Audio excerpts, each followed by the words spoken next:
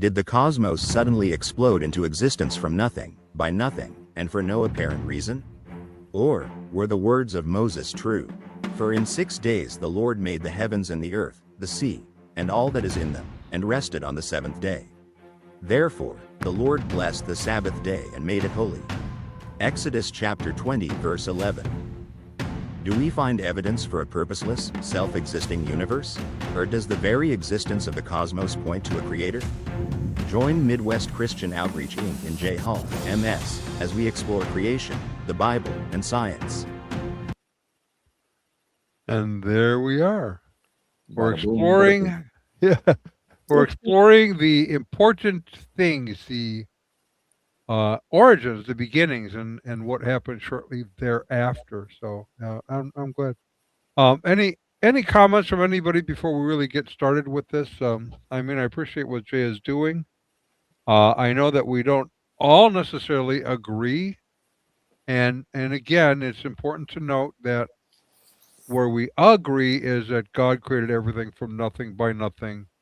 Yep. He just spoke and it existed. I, in my opinion, I think the young Earth view makes the most sense, but it does have some problems that have to be addressed. So you don't have to be you don't have to hold this view to be considered a Christian. We can disagree agreeably. And then we can send the bill for dinner to Dr. Williams. There you go. Steak on him. All right.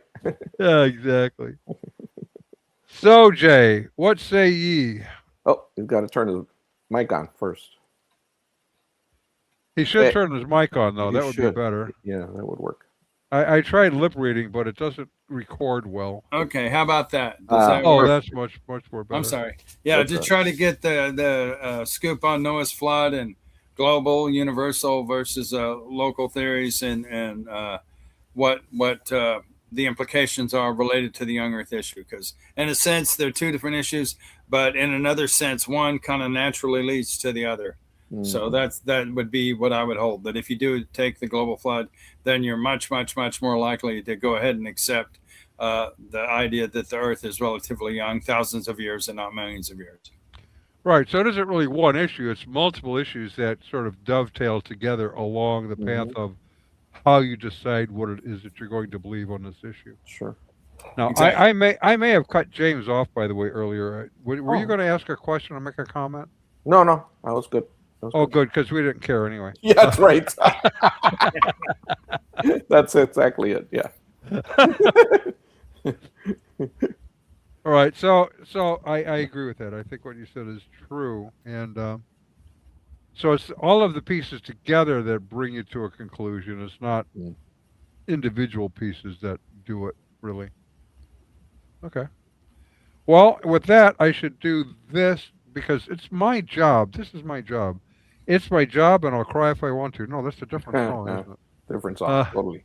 There you go. Aha. Okay, so this is from Genesis chapter 7, and just the fact that there's so many chapters that deal with it, 6 through 8, in Genesis kind of gives you an idea. Well, this must be kind of important because you basically have 2 chapters that deal directly with the events of creation, and you have 3 chapters about Noah's flood. So it must be a very critical event in Earth's history. So in chapter 7, we read, the flood waters rose greatly on the earth, and all the high mountains under the entire heavens were covered. And that would be the 15 cubits is around 23 feet. And of course, the ark couldn't have scraped against, the tall mountains. That wouldn't have been. So you at least had that much clearance with all the weight of the animals and the draft of the boat, that sort of thing. Every living thing that moved on the land perished. Birds, livestock, wild animals, all creatures that swarm over the earth, and all mankind. Everything on dry land that had the breath of light in its nostrils died. Only Noah was left, and those with him in the ark. So that's Genesis 5:19 through 23. So the reason I emphasize the birds, because obviously the birds could have flown off to wherever. And I believe it's the wren, certain types of wren pretty much travel almost from pole to pole. So the birds could escape whatever kind of catastrophe. Are some of them going to die? Of course. But a lot of them could totally escape. And then all mankind. I would claim for early human global navigation that, of course, Adam was made perfect, and then he fell. And then over time, but living for so long, you could accumulate vast amounts of knowledge, how to build a boat and so forth and so on, or how to train animals to pull carts and so forth like this. In other words, to get across the globe is not going to be that much of a trouble. Of course, I think the continents moved, the plate tectonics, all that. But if mankind was everywhere and it killed all of mankind, that would imply that the flood was global. True that. Very deep. Well, and the height would seem to imply that too, because if it's going to cover every high mountain right under the heavens, that would, I think, say it was global. That's right. That's right. And I would say a lot of the mountains rose rapidly, and more recently, like you have those Inca cultures that are way up high, and like how did they get the stones up there? And then some of them look like they were, around a waterway. There's evidence of that. So that the mountains rose relatively fast. And of course, if you have the Himalayas, that's an evidence of the kind of the rapid movement of the plates that India smashing into the Asian plate would force mountains to go up. And so the idea that the Himalayas would not have been a pre-flood feature, that would have been something that happened during and possibly after the flood. Right. Yeah. Okay, here's a key verse, 2 Peter 3, 5-8. We read this. But they, that is the skeptics, deliberately forget that the earth was formed out of water and by water. By these waters also the world, cosmos, of that time was deluged and destroyed. By the same word, the present heavens and earth are reserved for fire, being kept for the day of judgment. So it says that there was water at the very beginning, and then dry land appeared. That's the order of it. And many people have seen seashells and the rocks and clams and oysters and whatnot. Yes, fish, and so I think, hold it, Yeah. And I heard the message with Dave Reeves recently. And he was talking about when he was young, he saw this and he thought, hold it, I'm in Tennessee and, we're not in the middle of an ocean, or we're not next to the Gulf of America or anything. And so the natural thing is to think that, well, it was covered in water. Of course, the standard geology is that, you have these shallow seas, and then they come and go and they come and go. And that's kind of the usual explanation. But it totally fits with the idea of Noah and the global flood. And then there's the comparison of the future judgment. And it's not like there's going to be, as in Sodom and Gomorrah, it was a narrow and specific judgment. This is the future judgment of the whole world by fire. So first by water, the whole world. Second by fire, the whole world. And it makes that analogy and even uses the word cosmos, which would seem to imply that the whole earth was destroyed, in the sense that all the rocks were moved around. The oceans were changed, the atmosphere was changed, everything was changed. Yeah. So the earth was destroyed in that sense. We have no idea. I would say we have no idea where the Garden of Eden was. Some people try to get all mixed up on that and kind of get focused on it. But I would say we have absolutely no idea where the Garden of Eden was. Not anymore, anyway. Yeah, there was great upheaval. I mean, the earth went through a really, no pun intended, but earth-shattering event, so it was really messed up. It was it was. I mean, it just moved it was you can't imagine how ferocious that could have been. I mean, just mind-boggling. Right. So you may be familiar with William or Bill Dembski, the big on intelligent design, a math background, and I agree with his ways of arguing about it. You have specific information and it's specified information. Someone writes, you say, Sam loves Susie in the sand, and hopefully that's a married couple. It obviously means something, and couldn't possibly do something like that. Now, every once in a while, there's something providential, like with 9/11 and the World Trade Center. Some of the beams wound up as a cross. I would say that was providential things like that happened, but it didn't spell out Osama bin Laden did this, nothing like that. So there are some interesting patterns, and of course, a crystal has a regular pattern. There's 50 stars here. There's a pattern to how those are, but that's not going to create life. That's not going to create information. And so the general intelligent design argument, I'm totally for it.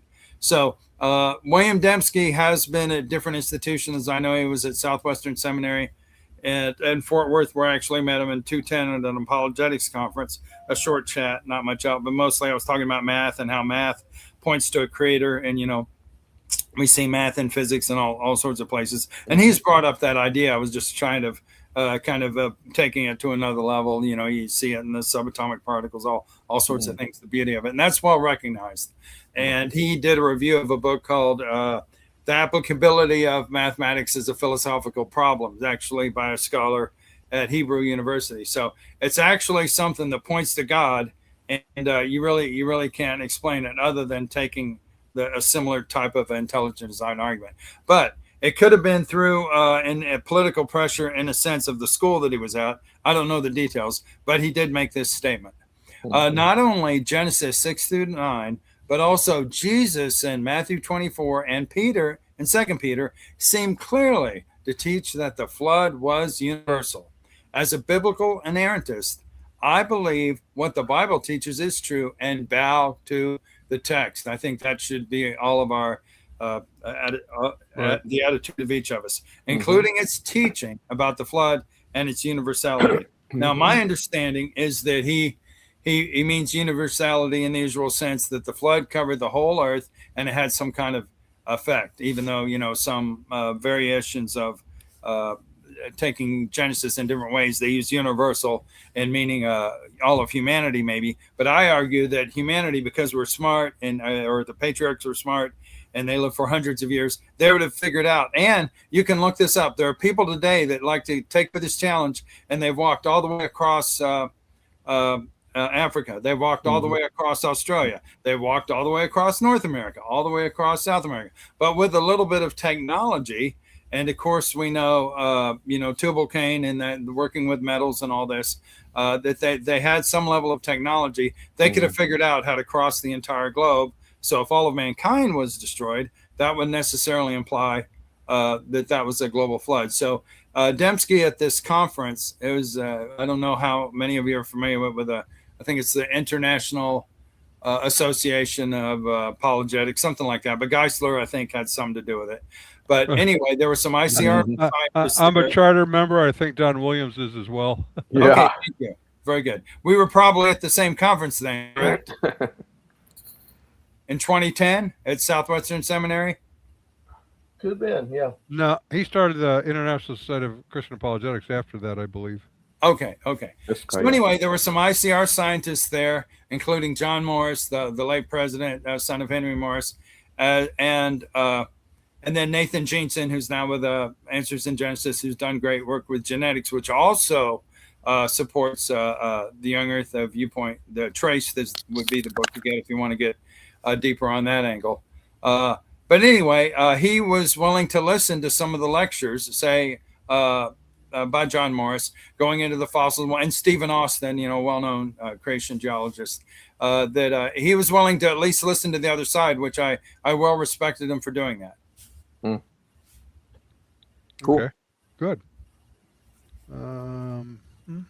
Okay, I had one other follow-up on Dembski, and then has anyone read The End of Christianity, meaning the ultimate purpose, not let's stop Christianity, but The End of Christianity. Has anyone read that book? No. I have not.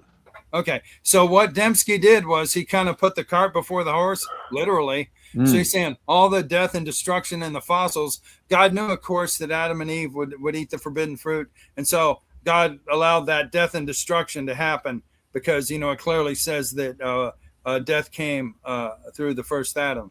So that's something that is a pretty wild theory. And again, to fit with an old earth concept, I get it. But that's explained in Dembski's book, The End of Christianity.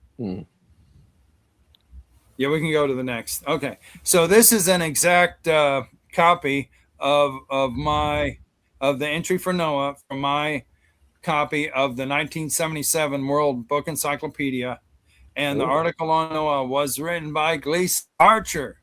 And if you go to the Encyclopedia of Biblical Difficulties, Archer does support a global flood. It's in pages 82 and 84 in the original edition. In the newer edition, it might be, but just look up, those chapters in Genesis 6 through 8. So it reads like this.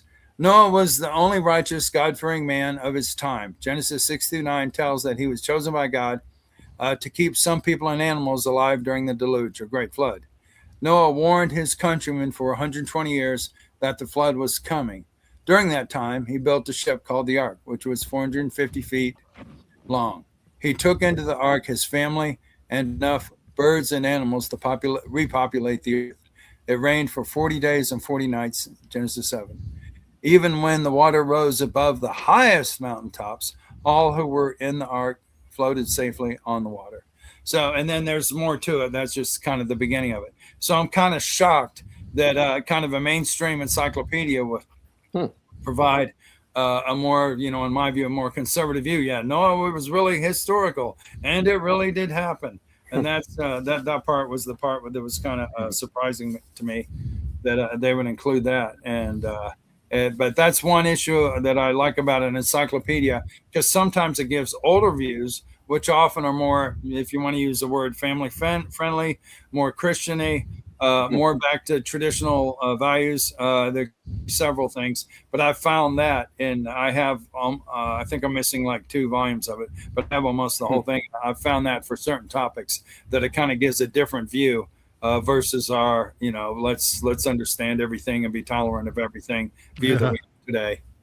Well, it's interesting you say that, because in 1977, Western culture still predominantly had a Judeo-Christian worldview. Right. That's not to say they were Christians, but if you asked about God, everyone at least understood who you were talking about. Right. And our morality and ethics still were seated in Judeo-Christian views, biblical views. So they would have a better understanding of what was being read there in 1977. Today, they would utterly reject it. Oh, yeah. Yep. Very true. Okay, next. All right. This is an interesting volume. It has hundreds of flood traditions in it, but it also talks about all different accounts and legends that say relate to the creation story, that relate to the fall and the Tower of Babel and so forth and so on. But there's a huge section, like I say, probably hundreds of accounts from all over the world, flood traditions. So after he goes through Sir James Fraser in the Golden Bow, it's a very famous account of different folklore of the past. He goes through all these hundreds of traditions. So a logical explanation is Noah, his family knew exactly what was going on. That's the account that's given in Genesis. That's a superior account. One branch after Babel went to the Epic of Gilgamesh, and there's different versions. There's lots and lots of Native American versions. And I don't know if you're familiar with Dan Biddle of Genesis Apologetics in California, but he's done a lot of work specifically on that, of the many, many Native American flood legends.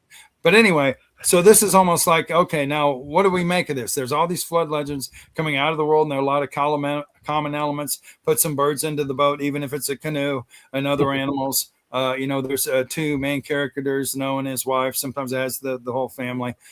It's raining a long time. There's destruction, and it's because people did something bad. What that bad thing is takes different forms, but there's lots of parallels in these accounts. So what do we conclude from that data? And this is what Sir James Fraser said. The old answer to the question was that such a catastrophe actually occurred, and that we have a full and authentic account of it in the book of Genesis, and that the many legends of a great flood, which we find scattered so widely among mankind, embody the more or less imperfect, confused, and distorted reminiscences of that tremendous cataclysm.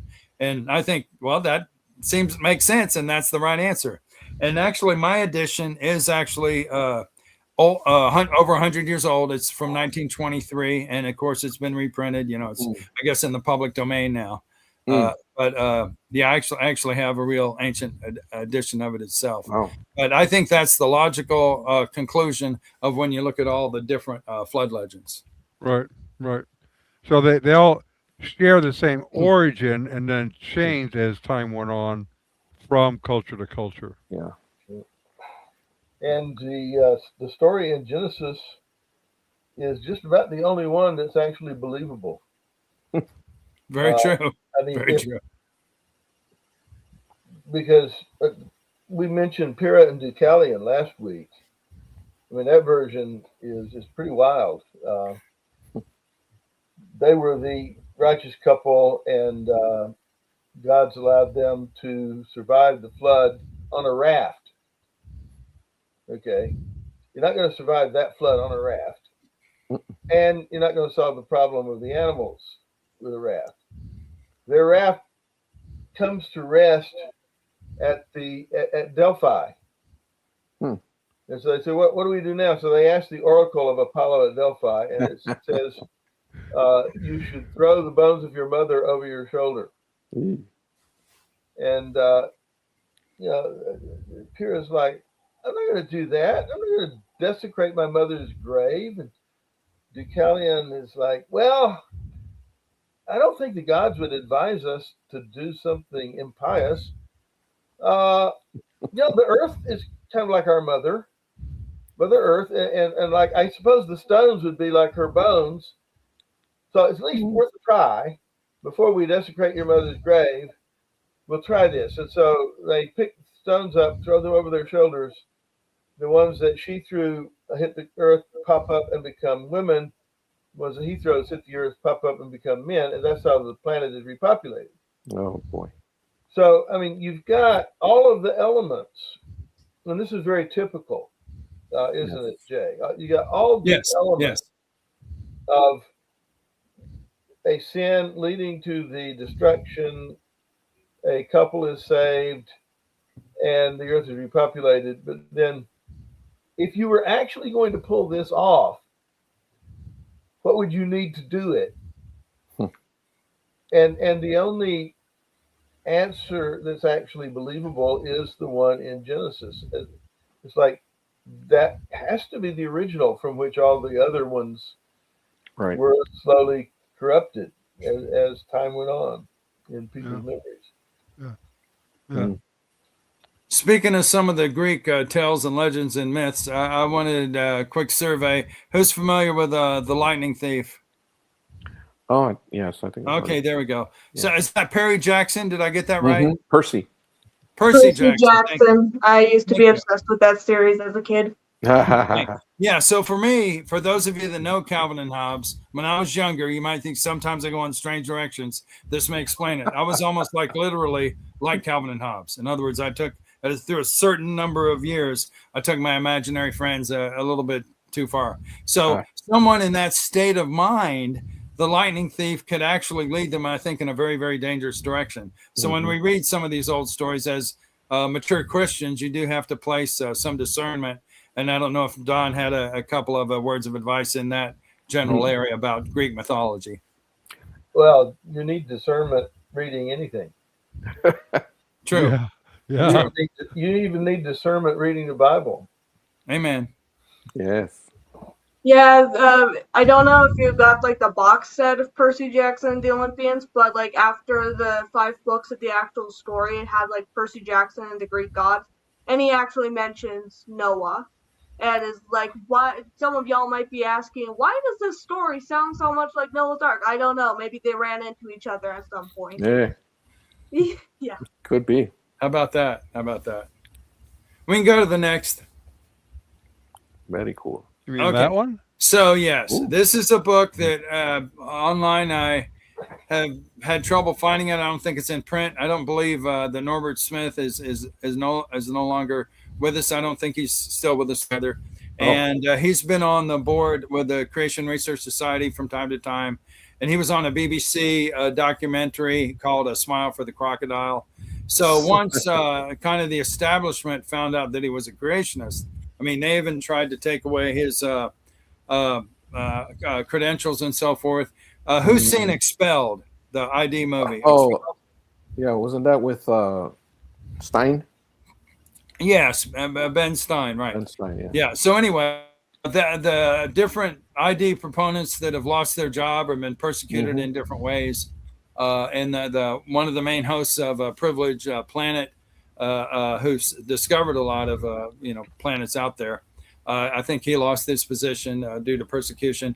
But Jerry Bergman has written Slaughter of the Dissidents, and that has three companion books. The first one's called Slaughter of the Dissidents, and if you look that up, it'll lead you to the other two. But they give account after account to those that either will say intelligent design advocates or flat out creationists, and they were pressured or weren't given tenure or just fired straight out. But anyway, Norbert Smith's story is there. So he got a PhD in zoology from Texas Tech. Again, he was on this BBC documentary years ago, and but he basically got kicked out of a university, pressured, so to speak, in Oklahoma, and we were good friends for a good number of years, and but he took up truck driving. So many years he was a truck driver.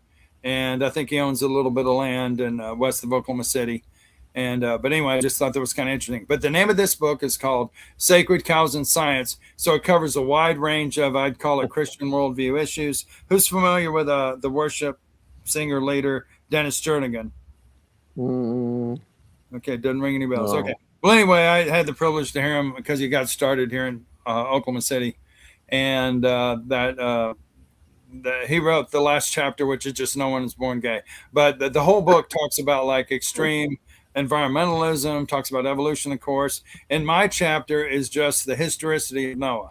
So basically, I took every single, since I have a math background, numerical reference and put it into a chart. And again, like Andolph said, you look at these other stories, the Epic of Gilgamesh, has the ark as a cube, definitely not seaworthy, and 6 decks, not 3, and so forth and so on. And whereas the 120 years of warning, the dimensions of the ark, the position of the roof, number of decks, unclean, animal count, and so forth and so on. The date, it would be the month and the day, as I have that charted out. And the draft of the ark, of course, 22.5 feet, or roughly around 23. And so when I have the ark on our 17 means the 7th month, the 17th day. And then at the beginning of it, Noah's 600 years. At the end of it, he's 601 years. And then each thing, when they sent out the dove and the raven, all those are specified. So the account in Genesis gives all these technical details, which to me verifies this is the true account, and the other ones are distortions. Yeah. I have another title for that, How to Dress Up Your Cow, but that's... There you go. Of course, that's inspired by how they do it in India. And that's where it comes from. Sure. Very fancy beef. Yes. Very. Next all right. One. Now, who's ever heard of Velikovsky? I have not. Heard of that? Okay. So what I'm saying is that he helped prepare in a lot of ways just the idea of catastrophism, because many people were so, maybe they took a geology class. Oh, everything is just slow. And, say if you've been to Niagara Falls, maybe for your honeymoon or something like that. Well, look, it's tearing away the rock little by little by little. But how long ago did it start? And you just take how it's doing today. Well, maybe there was more rain in the past, and there was an ice age after the flood, and that could have had something to do with it. But not taking these things into consideration, and that the dating of many things in the past, say like Egypt especially, there's lots of repetitions in the king lists and this sort of thing. So anyway, I mentioned Velikovsky, not that he was a biblical creationist, but that he kind of set the day. Well, let's set the stage for, let's think about the idea. Maybe these geologists don't have the gospel truth, and kind of break open the conversation, so to speak. And for a number of years, he was in the popular culture. So that's why I mentioned him. So Velikovsky helped bring catastrophism. That is, things happen more like with floods and volcanic things and such like that, but more rapidly. Right. With his books Worlds in Collision, 1950, and Earth in Upheaval, 1955. And then he claims that a Venus performed a drive-by on the Earth and shook it up. Of course, there'd be a lot of gravitational effects, but that's quite impossible. Basically, once two bodies get so close together, one's gonna, from the gravitational tension, one's gonna basically break up. Yep. However, some celestial catastrophism might work. Just look at the craters on the moon, or consider the asteroid belt. I'm open to the idea that that was a planet as well, and then it, exploded or something happened. And then there's a verse from the heavens, the stars fought. From their courses, they fought against Sisera and Judges. And again, I don't know the details about that. Could it have been, asteroids hit the enemy and destroyed them? I'm not sure exactly what that could possibly mean. But then Job 25:5 says the stars are impure in your sight. So I think that refers to maybe exploding stars, supernovas, and things like that. And then in Revelation 6, you have the stars falling to the earth. Revelation 8, you have 1/3 of the light from the sun, moon, and stars not shining. And then in Revelation 12, you have 1/3 of the stars falling to the earth. And I know Revelation, there's different interpretations, but the point of, if this is some form of God's judgment, like Sodom and Gomorrah, I think that was probably a volcanic thing, and that's an explosive event, and then it came back down as fire and brimstone. I think there's evidence of that. But other things could come from outside, either from rocks floating in space. They come through the Earth's atmosphere, and if it's big enough, they could cause trouble. Sure. And the Earth also, the scripture also talks about hailstones, but that doesn't come from space. So anyway, I think there could still be, I would not go as far as Velikovsky's ideas, but I think there still could be something related to the planets, or asteroids or whatever. A meteor hits the Earth and causes a big damage. That is a possibility. I just wanted to throw that out there. Okay, this came from some kind of a textbook. I don't think it was like Bob Jones, or it would have presented more of like a creation viewpoint. So probably some kind of a standard textbook. And I just thought the graphic was cool. So we got a big volcano going on. There's tons of volcanism on the Earth.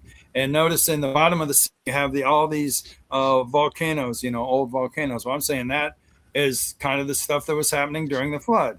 And of course, the modern, or look at Hawaii, volcanic islands. Right. So a lot of volcanism, a lot of floods, earthquakes, things like that. That goes with the catastrophism.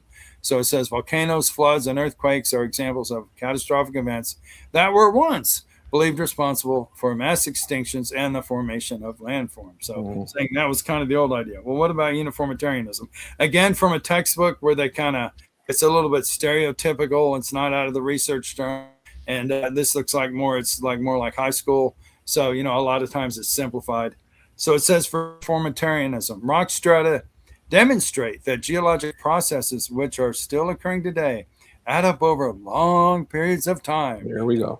Great change. So again, you're in a sense brainwashed with that idea of millions of years right off the bat because you read it in your textbook. Mm-hmm. Yep. Well, yeah, schools can't be wrong, can they? No. Impossible, I say. Yeah, I agree. Like sometimes reading the science in schools is like reading a Watchtower magazine. It can change next week. That is so true.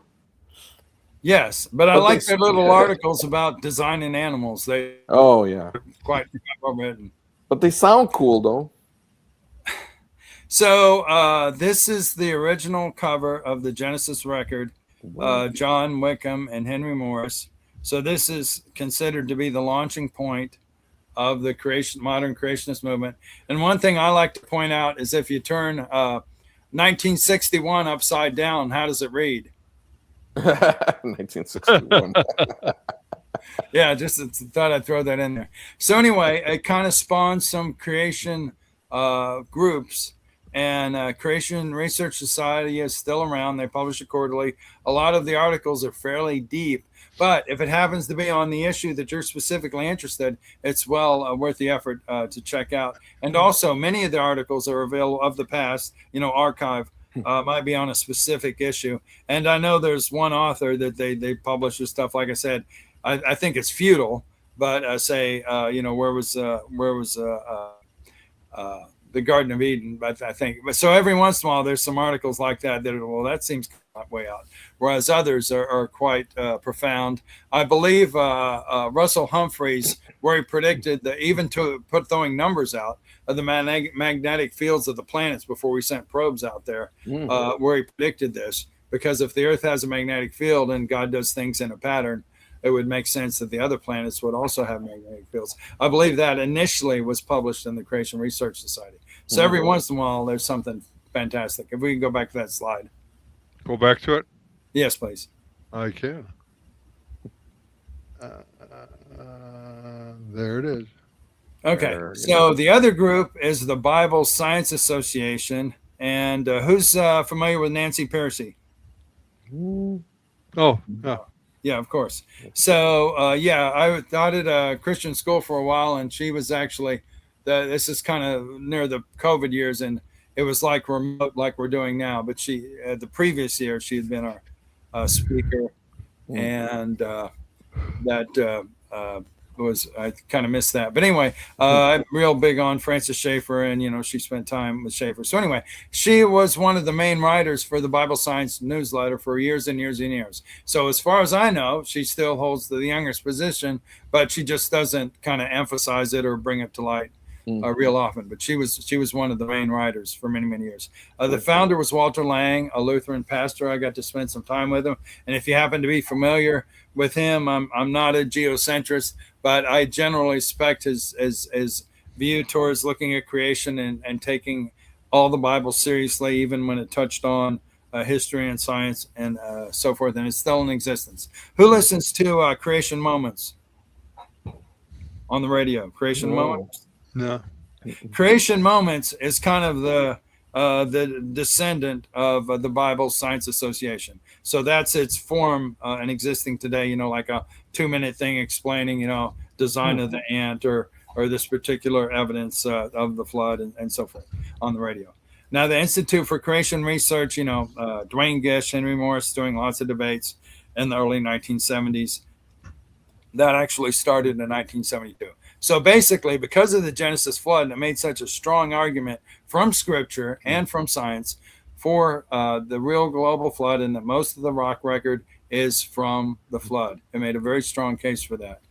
And a lot of people say, oh, this came from the Seventh-day Adventists. But Dr. Terry Mortensen, in his book, The Great Turning Point, shows no. In the early 1800s, there was this group of scholars called the scriptural geologists that basically were making the same types of arguments that the modern creationists are. So creationism was not invented by the Seventh-day Adventists. And Ron Numbers came to OU, where I went to school. It was a group of like maybe 5 or 6 of us. And I wasn't being confrontational. I just wanted to hear what he had to say.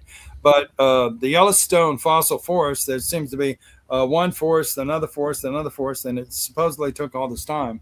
But in Mount St. Helens, that's the exact same sort of thing we see happening. And that was caused by an explosion.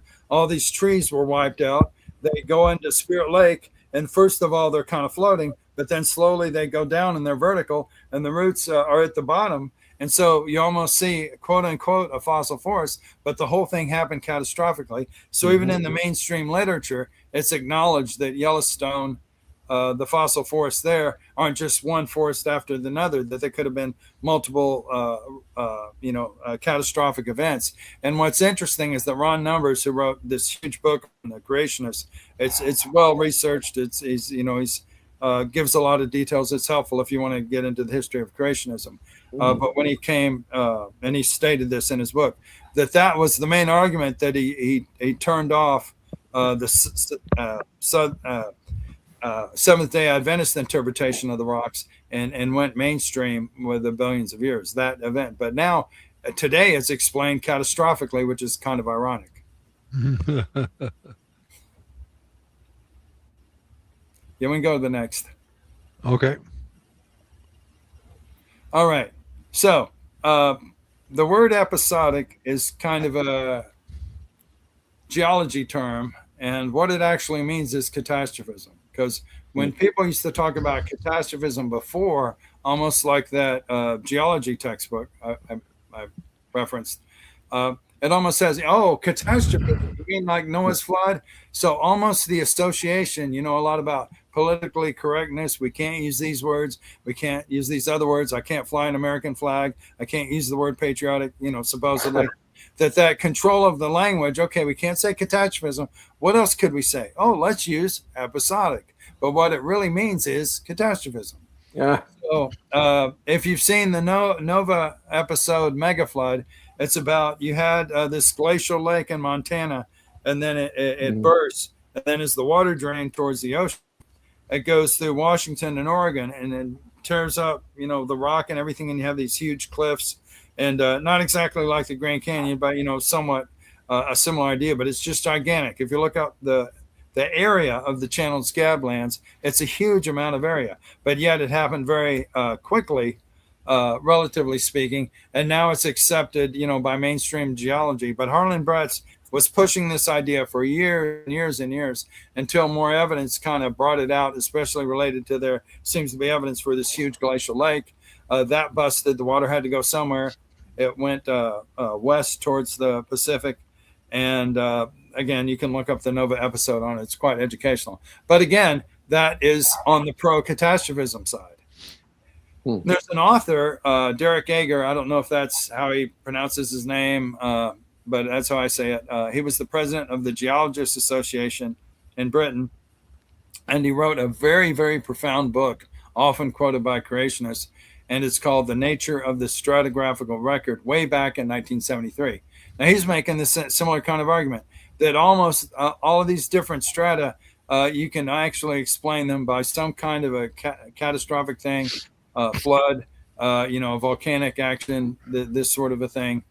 And so he's applying that to almost the rock record that's interpreted in that it was some kind of slow process, the little by little by little. But whenever you think of the stripes on the flag and there's a tree, well, the tree didn't just sit there and for millions of years, it would have decomposed. So any kind of a tree that goes through multiple layers, you can polystrate, STRATE, because it goes through all those. And there's a lot of examples like that. And so clearly all of that had to have been deposited fairly rapidly, or the tree would have been decayed, so forth. Yeah. So that's kind of the classic example of what we're talking about. And sometimes, say, an ammonite, you know, those coiled shells that look like chambered nautilus, they could go through several layers as well. But again, same logic, you know, different animals decompose it. And I think one study, they watched a whale, the whole thing as it died and decayed. And, you know, after so many months, you know, bones, everything, it gets eaten up by different scavengers and animals and bacteria and whatnot. So he actually, in further editions, he had to say, "Oh, the creationists are using my book. I didn't mean it that way," but being very objective and saying these individual rock layers are pointing to rapid deposition, and that's the key idea I want to get across. So each individual rock layer rapidly deposited. Think of the stripes here, and yet I'm saying there's not really millions of years between them. And so a good part of the rock record had to be part of Noah's flood. And he did use the word catastrophism in 1995 in his book, The New Catastrophism. But I'm saying in more modern times, because it almost has an association, like there's a journal called Episodic Geology, for example. That's the key word to use nowadays, episodic. And then I'm sure you're familiar with Yucatan impact theory. Yucatan's a lot easier to say than Chicxulub, so I explained it that way. Yes. Supposedly a big rock from space. It's the father and son Alvarez's, and they proposed that, and that was generally accepted. There's evidence for it. So in other words, you see a big circle, some kind of rock feature. Well, what could it be? Well, when a big meteor, an asteroid, hits the Earth, it pulverizes the rock. And so there's telltale chemicals that change in the rock, minerals the change, and you can tell, oh, this was some kind of a circular feature because you have, like a pothole and this, that, and the other. Some pressure. As pressure gets released, it can form circular things. But that was verified that that's what that was, supposedly 66 million years ago. And then I have a link from the U.S. Geological Service on Mount St. Helens. So that erupted a couple times, but it's a very much of a pro-catastrophe viewpoint that I think also supports the flood, because basically it wound up different layers, which you might say, oh, that took so long, but it's basically a 1/40th scale of the Grand Canyon, because you do see these different layers. Okay, we can go to the next one. Wow. Okay, here's a key word. Now, this is in a geological dictionary, and this is kind of proves my point, and this is well recognized. So a textbook on stratigraphy would have a little bit on this, or you could just grab a geological dictionary. So rocks above and below the bedding plane are parallel, and there's no discernible erosion between the beds, apparent continuous deposition. So this is an acknowledged thing. So each of the individual rocks formed rapidly, and then one is like right in line, like pancakes, right on top of the other. So where's my millions of years that go in between? There's many examples of this. That's kind of my punchline right there. We can go to the next. Point made. That would seem to be a problem. So this is our good friend, the Grand Canyon. Who's visited the Grand Canyon? No, only all right, very good. So it's on my bucket list because I went when I was young. I barely remember it. So there's a couple of formations I want to talk about. The Coconino sandstone, which is number 3 there. It starts at the top and goes down. And then the Redwall limestone and the Hermit shale are a few there. And then the wavy line towards the bottom, that's called the Great Unconformity. That's worldwide. That's exactly what you'd expect in the flood. Right after that is the Cambrian, which has the more complex animals like, say, the trilobites and so forth. But that's well recognized. It's a worldwide feature. Sometimes they say, well, it happened here, and then it happened over there. And then the easiest way that it happened across the whole planet at the same time. So it's recognized that it's worldwide. Just that some of the mainstream geologists said, well, first it happened here, then it happened there. And so they try to get out of it with that explanation. We can go to the next. Okay, so here's an actual photograph, the Coconino sandstone, and there's supposedly 6 million years by mainstream dating between these two, and the Hermit shale. This is, I believe, from the Grand Canyon. But notice, the slogan goes razor's edge contact. It looks like just one formation was laid down, and then after some time, because it came from a different source, a different type of rock, then the other was laid down. No time to cause any valleys or whatever, or burrowing animals to get their work done. So it seems like one was deposited, then the other was deposited. Where's the 6 million missing, quote unquote, years? So we can go to the next. All right. Now, this has been studied over and over again in different contexts. So you have the Grand Canyon, and there's 6 million. I'm assuming that's the same spot. And then the 14 million, I'm not sure the exact formations that's pointing to. It's like a grand picture of the Grand Canyon.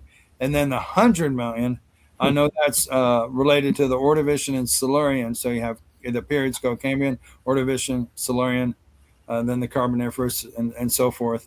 And so the Ordovician currently is dated at 44 million years. That took that much time. And then the Silurian, the current date is 23 million. So that added up to 67 million. And then add some other formations to get the 100 million. I'm pretty sure that's where that spot is missing. Again, it looks like I say, like pancakes. One layer's laid down, then the other layer's laid down. So that would be the interpretation of the Grand Canyon, that most of it was from the flood. We can go to the next. Next. All right. Now here's another representation of the Grand Canyon. If you look on the right there, it says Colorado River. So before the Great Unconformity, some of the formations are tilted. Now here's a key thing to catch. Nothing died from a standard creation viewpoint before the fall. From Genesis 3 to Noah's flood, stuff happened. There could have been volcanoes. Wouldn't it have been easy for Adam if he wanted to start a fire? Oh yeah, over near this place over here, there's some volcanic activity. I can just put a stick in the lava and I have some fire. Could have been a convenient thing. It'd be like a giant match. Hey, yeah, that's right. Why not? So anyway, stuff happened between those two. So a lot of creation critics say, oh, every absolute thing that's rock related had to happen during that 1 year of the flood. No. Stuff happened before the flood. Stuff happened after the flood, especially the Ice Age. But most of the rock record is can be accountable to the flood. That's the key thing to catch. And so after the Cambrian, this may be a certain spot in the Grand Canyon. I can't quite I can't give you chapter and verse on this, but apparently there's a hunt, and this is from a mainstream source, by the way, not creationists. 115 years are missing, and GA means billions. So, but that before the Cambrian, you have a lot simpler life, and that's another topic basically. And then the Mississippian and Pennsylvanian, that's the Carboniferous, and the Redwall limestone. There's a whole bunch of the ammonites, called ammonites, but they're nautiloids. They're straight, but they do have a chamber so they can go up and down in the water. But anyway, a lot of them are they go in the same direction or have a flow to them. And Stephen Austin has looked at tons and tons of these throughout the whole formation, which shows there was a mass flow event, which exactly is consistent with the flood. So that's one thing about the Redwall limestone. And but anyway, so just that the layers seem to be flat and continuous, yet we have 170 quote unquote million years missing. We can go to the next.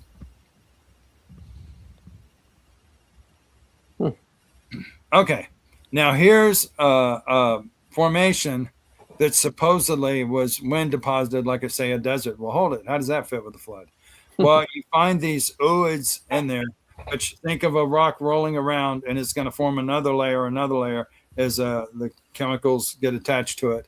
And right where the word is, it's hard to see, but it actually has some rings to it.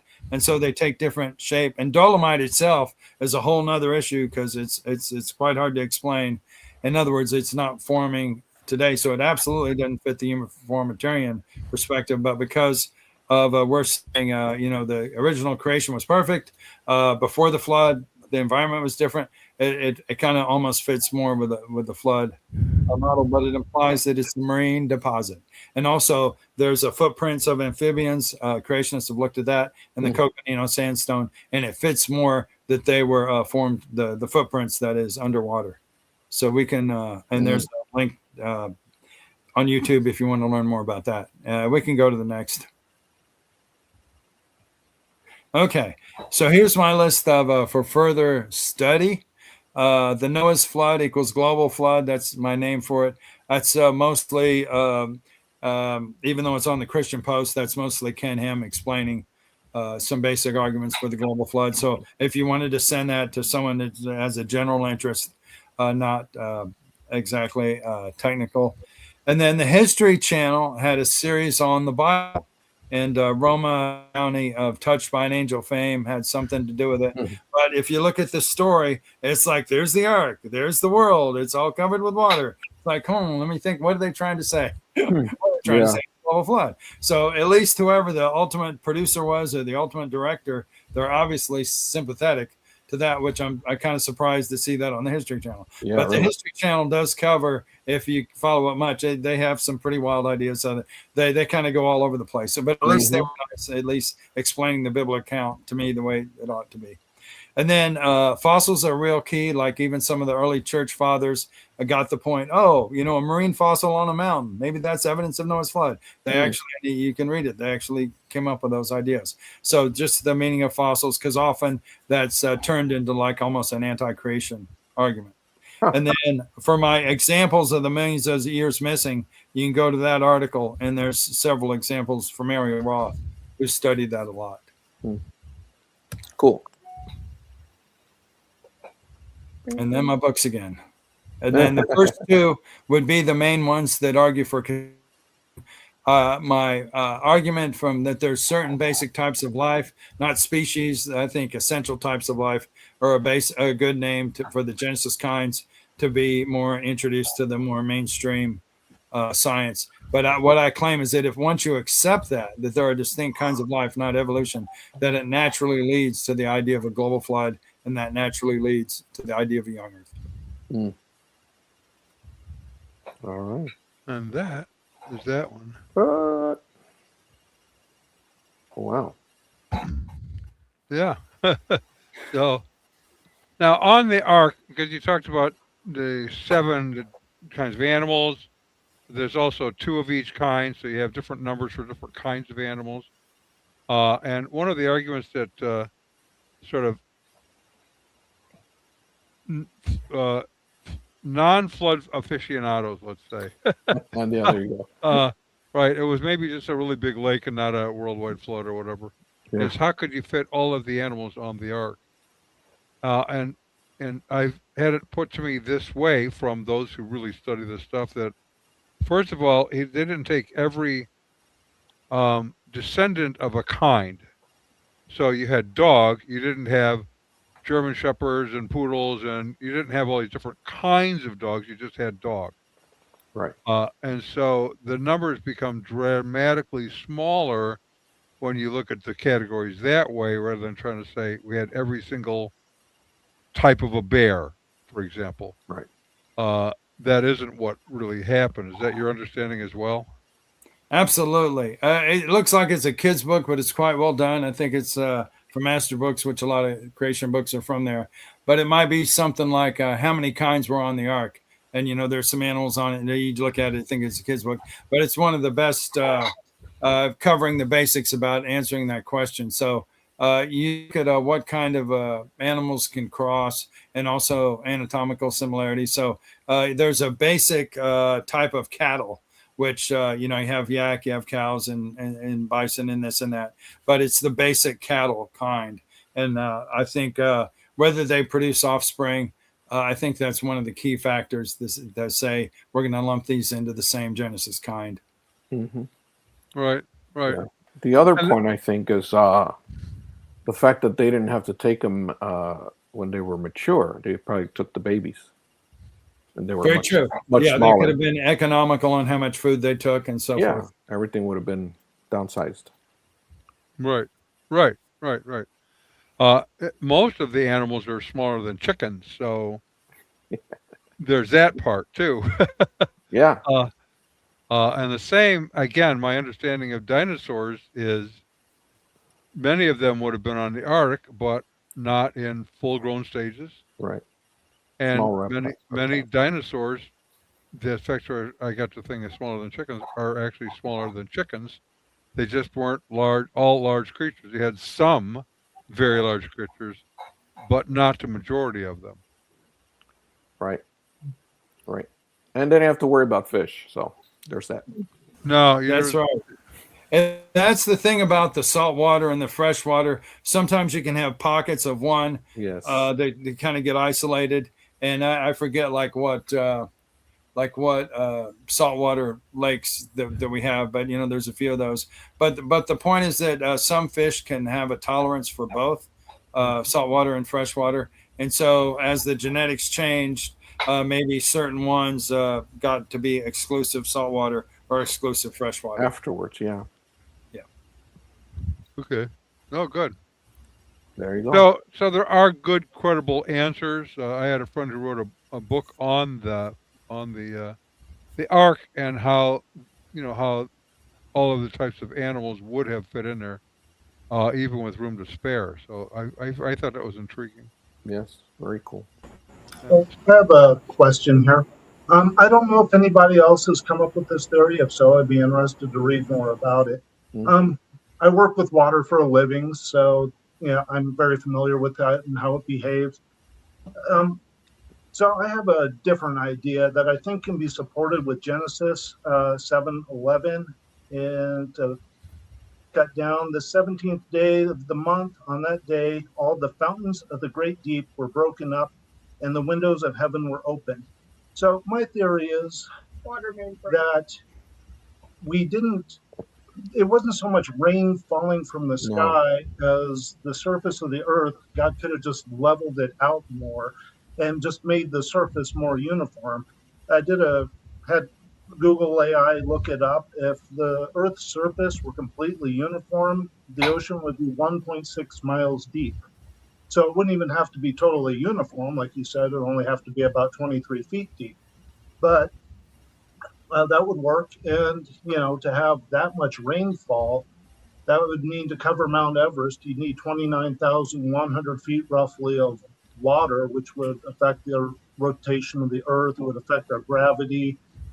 It would so thin out the atmosphere that nobody would be able to live. So I don't think that's really, I suppose it's possible. Anything with God is possible, but, scientifically, it doesn't make as much sense as just leveling out making the surface of the earth a little more uniform. Is this something anybody else has come up with, or am I on my own on this one?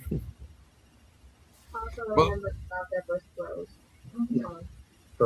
I would say that a lot of the current mountains happened probably during or after the flood. But in terms of the earth being much more uniform before the flood, I would agree with that.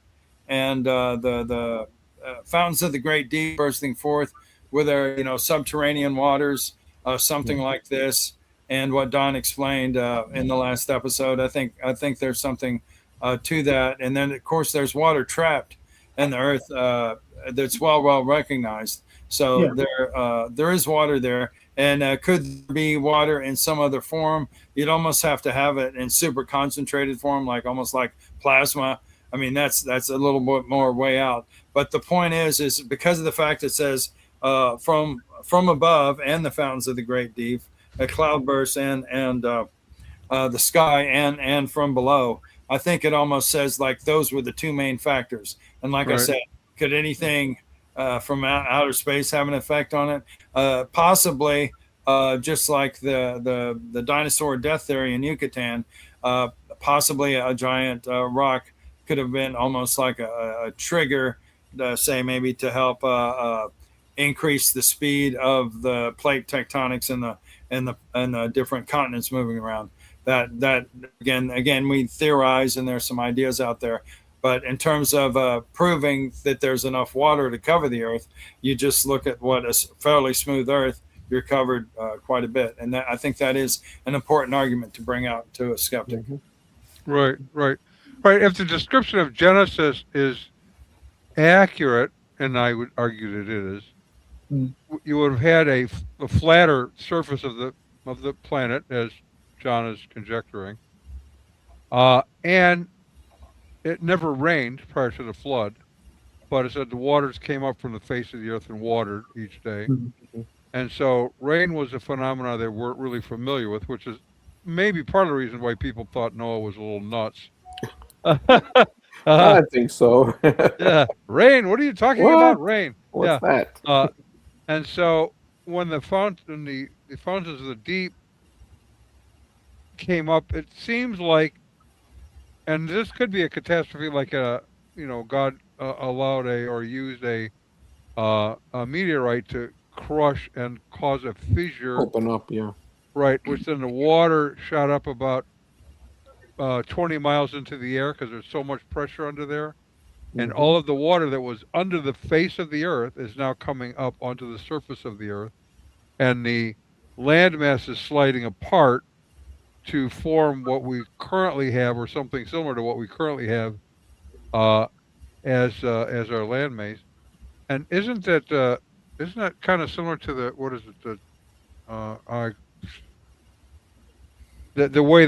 way the continents formed? Theorized tectonics. Well, plate. Yeah, that would be the movement, but there's something that's called, which is just going my brain. Where at one time they believed it was all together, and that they all came together, and then they divided apart. Right. Yeah, Pangea. Yes. What is it? The supercontinent was supposedly called Pangea. Yes, that's what I was looking for. Yes. So, and that would actually argue for what we're talking about right now. Sort of a worldwide flood would have caused all of that very easily. Yeah, and there's that big trench in the ocean that's like The Mariana Trench. yeah, very huge. So we don't even know what's down there. Yeah, A lot of water. Very big, and it's got the tallest mountains on the planet is there. Right, exactly. Actually hit bottom. They don't know how deep it is. They don't know. No, they still don't know. Yeah, that's crazy. Well, that's where you can bring in Psalm. I think it's Psalm 104. You know, the mountains rose and the valley sank. And I know different people say maybe that's not related to the flood, but I think that kind of makes a lot of sense. So that's part of the process. And so we have these deep ocean trenches, and then we have the tall mountains of the world, the Alps and so forth. Right. It's really quite interesting to look at. So yeah, even when it rains really hard. I mean, out here in Texas, obviously with Houston, floods really easily. The city, you can get water that just torrentially comes down even in a matter of minutes, let alone an hour. So when it rains, it pours, huh? It really pours, and people, there's places that get flooded just with the water from above. Imagine the water from below and above. It's even more. You can, but scientifically, I would say that they're right. You can't have enough water in the clouds above the earth to be to account for the flood waters. Right. That's what I'm saying. If we only have a little bit from above, and it's pretty bad as it is, having them from both ends and continuously for that long period of time. What do you think, Jay, about the idea that there really was like an atmospheric cloud that covered the whole Earth that kind of filtered out certain harmful sun rays prior to the flood, which then collapsed at the time of the flood? Well, that's usually called the canopy theory, and most creationists that are more well-educated than myself don't quite go there. But I would say that from various clues in Scripture to say the previous atmosphere was different, and I think that's verified by some of the animals, like say the giant, dragonfly. The atmosphere wouldn't be quite right for them to fly unless it was somehow different. Maybe greater pressure, more. I'm not sure. More carbon dioxide, more oxygen. I'm not sure what the exact content would be, but depending on the variations of the canopy. I mean, you're not even seeing the stars, depending on what kind of version you look at, and that could cause problems. And it would be very difficult for it not to form clouds and rain, similar to the normal cycle we have today. So a lot of the creationists that, like I say, have maybe more engineering, scientific background on atmospherics generally reject it today. Gotcha. Okay, good answer. Cool. So, and again, we're not sure. We're just speculation. Just kicking stuff around, saying, "What do you think about?" What about this? Yeah. All right. Well, and with that, we should probably wrap it up for tonight. It's been good. Yes. And we're going to pick it up next week. I'd have to look. I forgot what our title is. What is it, Jay? Well, basically, let's look at church history and the church leaders of the past. What was their view regarding the age of the earth? We'll look at that. All right. Okie dokie. And we will see you all next week. Adios.